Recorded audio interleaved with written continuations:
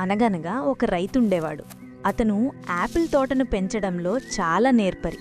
అతను పండించే యాపిల్ పండ్లు ఎంతో తియ్యగా, ఎర్రగా, చూడముచ్చటగా ఉండేవి.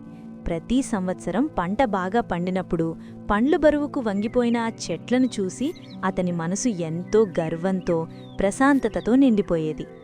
ఒకరోజు ఉదయం తన కుక్కను తీసుకుని తోటలో నడుస్తుండగా తనకి ఎంతో ఇష్టమైన ఒక యాపిల్ చెట్టు పైభాగంలో ఒకే ఒక్క కుళ్ళిపోయిన యాపిల్ పండును గమనించాడు. అది చూడగానే అతను కంగారుపడ్డాడు.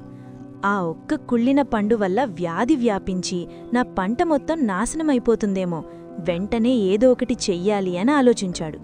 వెంటనే తన షెడ్లోకి వెళ్లి ఒక పొడవాటి కర్రను తెచ్చాడు. దాంతో ఆ పండును కిందకు పడేయాలని చూశాడు. కాని ఆ కర్ర పండుకు అందలేదు. పైగా ఆ ప్రయత్నంలో చెట్టుకున్న మరికొన్ని మంచి యాపిల్ పండ్లు కిందపడి నలిగిపోయాయి. ఇది సరిపోదు, ఇంకేదైనా చెయ్యాలి అనుకుంటూ మళ్లీ వెళ్లి ఒక గోలీల ఉచ్చు, స్లింగ్ షాట్ తెచ్చాడు. దూరం నుండి కొట్టి ఆ పండును పడేయాలని చూశాడు. కాని అతని గురి తప్పి మరికొన్ని ఆరోగ్యకరమైన యాపిల్ పండ్లు మట్టిలో కలిసిపోయాయి. రైతుకి చాలా అసహనం కలిగింది. ఈసారి చెట్టును గట్టిగా ఊపాలని నిర్ణయించుకున్నాడు. తన శక్తినంతా ఉపయోగించి చెట్టును అటూ ఇటూ ఊపాడు. కాని ఆ కుళ్ళిన పండు మొండిగా అక్కడే ఉంది.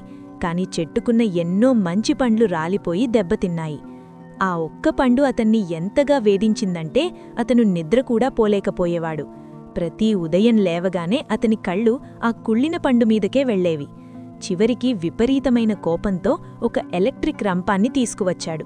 దాన్ని పడేయలేకపోయాను, కొట్టలేకపోయాను, ఊపినా రాలేదు, కాబట్టిప్పుడా కొమ్మనే నరికేస్తాను అని అరిచాడు. కొమ్మను నరికేందుకు సిద్ధమైన అతను ఒక క్షణం ఆగి తన చెట్టువైపు చూశాడు. అప్పుడతనికి అసలు విషయం అర్థమైంది.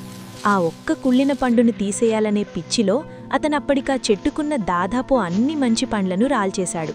ఆ ఒక్క పండు మీద పెంచుకున్న వ్యామోహం వల్ల తన చేతులతోనే తన పంటను నాశనం చేసుకున్నాడు. నీతి: మనం కూడా జీవితంలో ఒక్కోసారి మనకున్న ఒక చిన్న లోపం, ఒక పొరపాటు, ఒక చేదు జ్ఞాపకం లేదా మనకు నచ్చని ఒక వ్యక్తి గురించి మాత్రమే ఆలోచిస్తూ కూర్చుంటాం. ఆ ఒక్క కుళ్ళిన యాపిల్ మీద దృష్టి పెట్టి మన జీవితంలో సంతోషంగా ఉన్న వందలావి మంచి విషయాలను నాశనం చేసుకుంటాం. ఒక చిన్న లోపం వైపు చూస్తూ బాధపడటం కంటే మన దగ్గరున్న 100 మంచి విషయాలను చూసి కృతజ్ఞతతో ఉండటమే నిజమైన సంపద.